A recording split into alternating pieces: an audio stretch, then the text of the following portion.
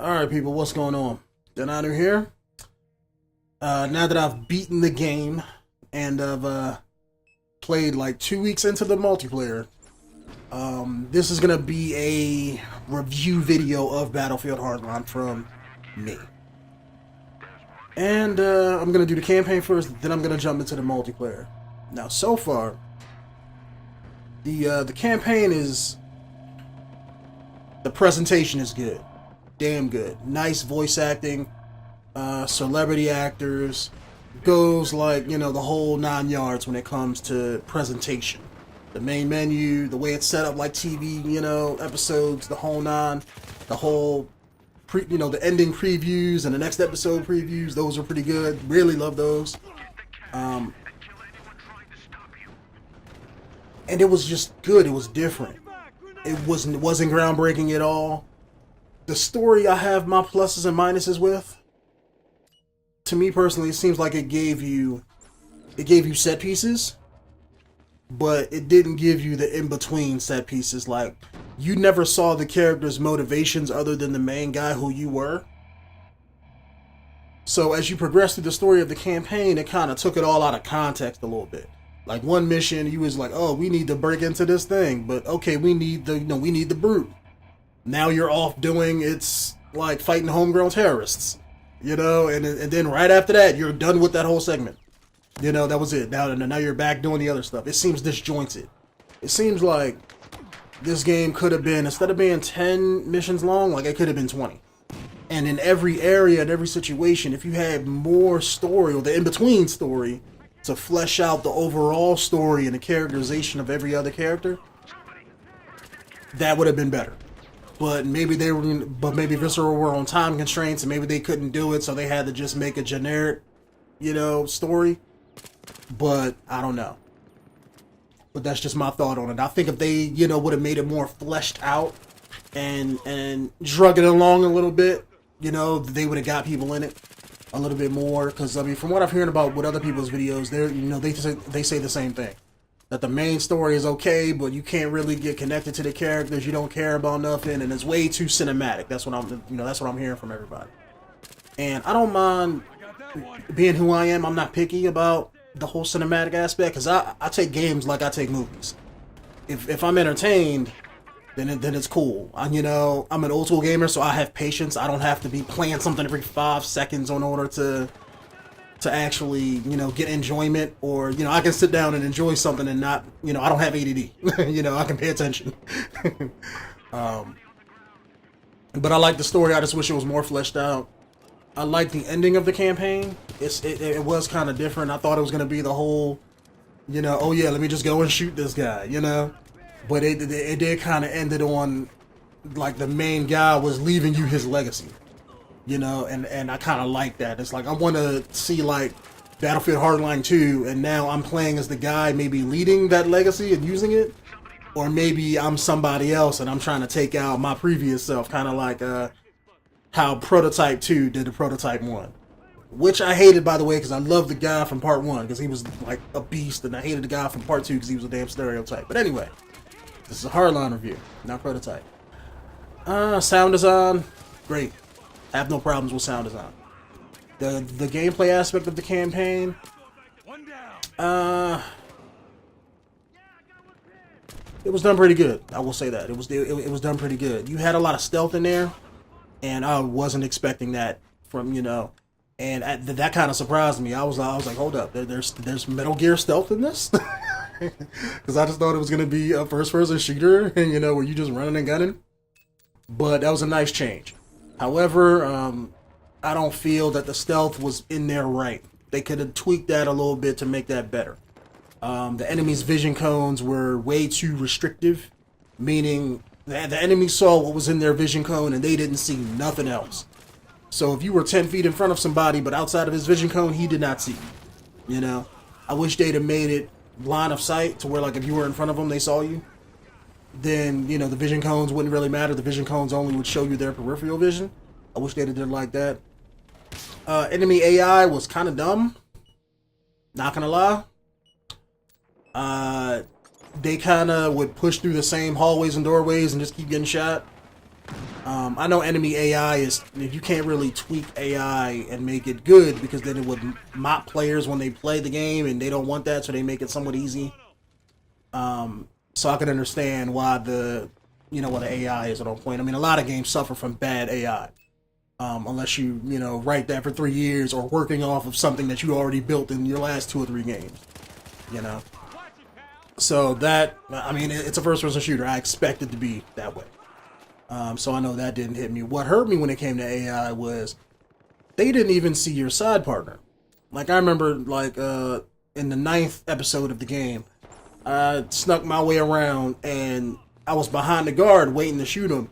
And the one chick, I know I kept calling her Asian May, but the Asian chick walked up the Asian escalator. Wow, that makes me sound completely racist. But she walked up the escalator, right? And she just walked right by the guard. She like brushed up against them and bumped them, and it just kept like walked up the escalator, and he just stood there like he didn't even register. I mean, I wanted something. Like, I actually had to stop speaking in my commentary. I was like, what? I was like, how you just gonna walk by somebody and not do nothing? And you actually, like, I can understand, like, if it made him look around, like, oh, what was that? But no, nothing. You got nothing out of the guy. So they should have worked on that a little bit better. What else can I talk about the campaign here? Sorry if I'm all over the place, but I know I mostly do these kind of reviews just off the top of my head, so I don't write anything down or anything like that, so I don't ever want to feel like anything's scripted. But other than that, I mean, the campaign was pretty good. I mean, it felt disjointed. Like I said, you had a lot of different set pieces. I wish they'd have made the whole transition from cop to a criminal better. Because it was just like, okay, you're a cop for these first 3 missions, and then you go to jail for 3 years, and then you come out a criminal. It didn't, like, I would have loved it if they'd have played it out like a TV movie where, let's say, you was a cop for, let's say, like 4 or 5 missions, then you got some evidence thrown on you, they put you in jail, you broke out, and then at the end of the game, you found evidence to give to other people to be like, yo, look, I was framed, here you go. So they let you off. And then you were an honest cop again. And then they could have threw in a gaming dynamic, because when you're a criminal, right, or a cop, all throughout the game, you have this badge mechanic where you can freeze and lock up people, right? What if they did it like this? When you're a cop, you have the freeze. You don't want to outright kill nobody. So if you use takedowns rather than killing them, let's say you get cop points or respect or whatever it is, right? You do that. Then when you become a criminal, you still get access to those non-lethal weapons. So then when you're a criminal, if you go through the game and let's say you kill everybody, you just go through the rest of the game blowing people's heads off like I did, right? Let's say at the end of the game, that evidence that you were supposed to find got burned up. So now you were still a criminal, Or if you non-lethaled everybody throughout the game, you found evidence and became an honest cop, Or let's say at the end of the game, if you were a criminal killing everybody, you found evidence got burned up, but then you got caught and you got put on trial for all the people you killed throughout the rest of the game. Because you did just go in and murder them with no cause, and you weren't a cop. That would make sense. That would have been an interesting dynamic to force people to at least play the game twice to see the different endings. But besides that, it would make the cop transition better. Because there are some people who love to play games, and I'm not one of these people. But they want to be the people, oh, I don't want to kill nobody and all that. So there are people out there like that, and you could have appeased them and the people like myself who just be like, I just want to shoot something. There's a bunch of ways they could have did the story. I wish they'd have did it like that. It would have made the story have more meaning. But alright, now that we got the story out of the way, on with the multiplayer. I'm just going to say this out the way first. The multiplayer of this game, I would say it's not for the people who hardcore Battlefield. This game is not for you. If you are those people who like long lines of sights, big maps, jets, vehicles, tanks, all that good stuff that Battlefield provides, this is not that game. You're probably going to hate it. You probably think it's going to DLC. Or not think it's DLC, but you probably think it is DLC. But it doesn't feel that way to me personally. To me, this game feels like 2 things. It feels like an experiment. That's number 1. And it feels like they're trying to capture the Call of Duty like audience who just likes infantry based combat, and they're trying to capture people who only like that. So if you're somebody on the Battlefield side who likes the way Battlefield is played, but you like the vehicles and all that, they're not even marketing you. They still got Battlefield 5 when that comes out. You know, whenever that does. I'm assuming it's next year. You know, so that's y'all's game. This game is for everybody else who like TDM and Battlefield 3 and 4, and who loves the infantry-based combat, and people who like COD and that kind of sort of style. I don't think this game doesn't play anything like COD, but it's infantry-based CQC combat for the most part. So this game, they want to capture that audience. And they want to do that, what I think, in between years of Battlefield. Like, you got Battlefield coming out one year, then you got this coming out the other year. That way they can flip-flop between years and have people buy their game. You know, and make their money. That's what I truly think this game feels like. So this game is going to have a set audience, period. That's just the way it's going to be. The game modes in the game are pretty fun. I will say that. They're pretty fun. I've played them all, mostly Heist, Hotwire, and Blood Money, but they are pretty fun. Hotwire is interesting if you're playing with the team and if you're playing how you're supposed to play it. Let me say that. Because if you're in a vehicle or trying to stop a vehicle, it's fun. When you're on foot trying to find a vehicle and walking around, it sucks. That's just the way it is. So you have to spawn on your teammates and everything like that for that game mode to be interesting. However, you make more money in that game mode than anything else. Probably because that was the game mode that they were trying to sell. So that's probably why, they made it so you make more money to probably get more people playing it. That's probably, why they did that. Heist, damn good. If you're rolling with a correct team, you can be in and out that bank vault in 3 minutes. Guaranteed, match over, and that's where the plus and minus of that game mode comes in. If you're on the good team, steamrolling the other team, and you're good, and let's say the other team is just complete randoms and they just running around killing people and don't really have a focus, then that could be bad, because then they're not really doing anything. They're just sitting there and, they're going to get steamrolled over and over and over again. So people are going to more than likely back out of the match, things like that. It's not going to go anywhere.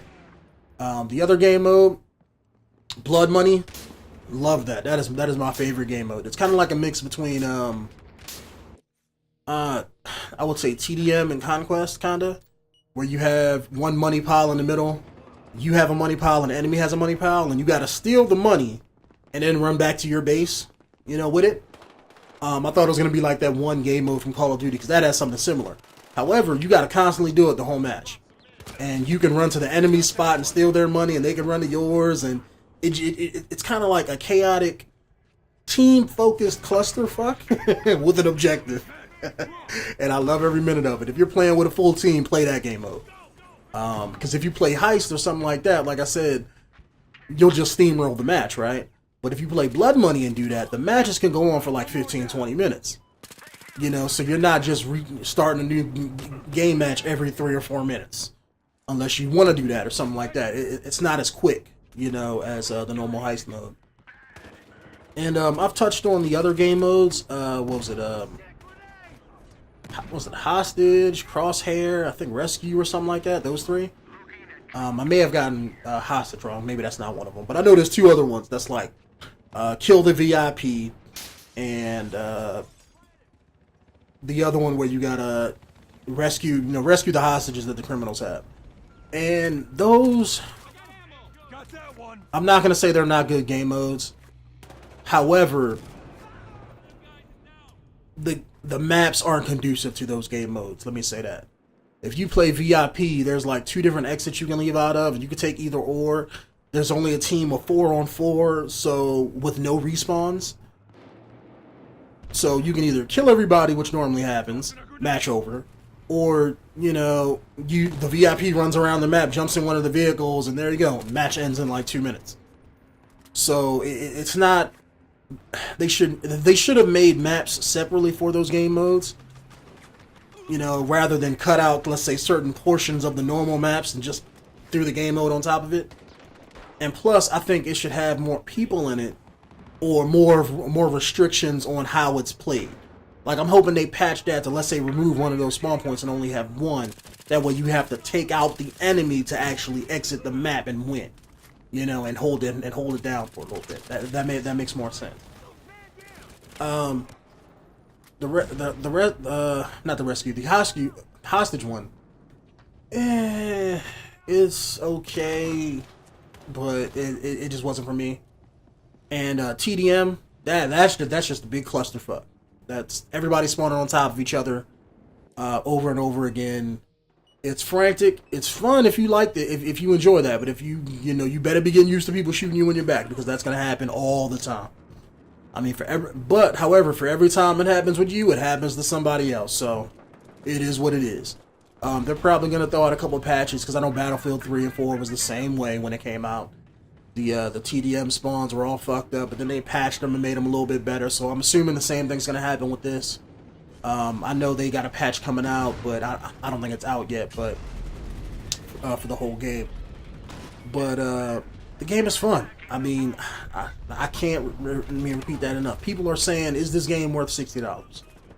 For me, yeah, it is. I paid $60 for some bullshit games that, when I beat them, I didn't feel that they were worth it. You know, to me, a $60 game, you have to have, let's say, a story mode.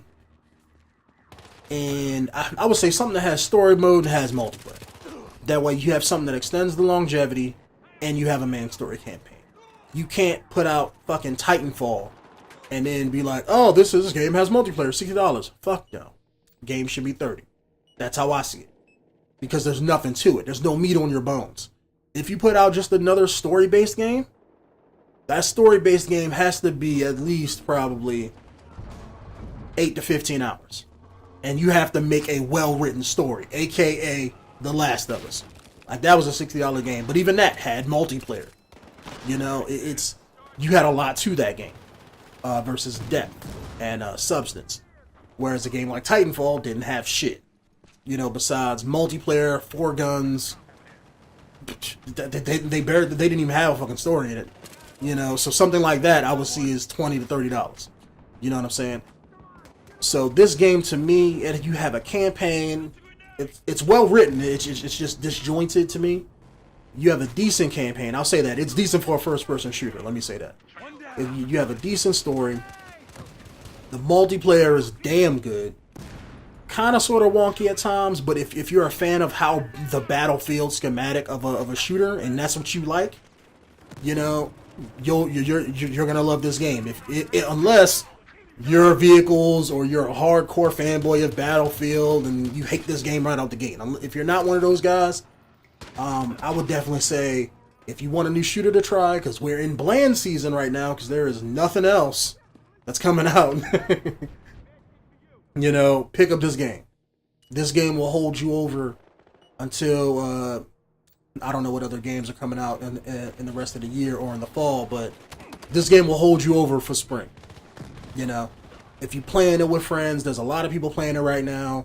You don't have to worry about, you know, the servers being fucked up or nothing like that. This game had the greatest launch I ever seen out of a Battlefield game ever.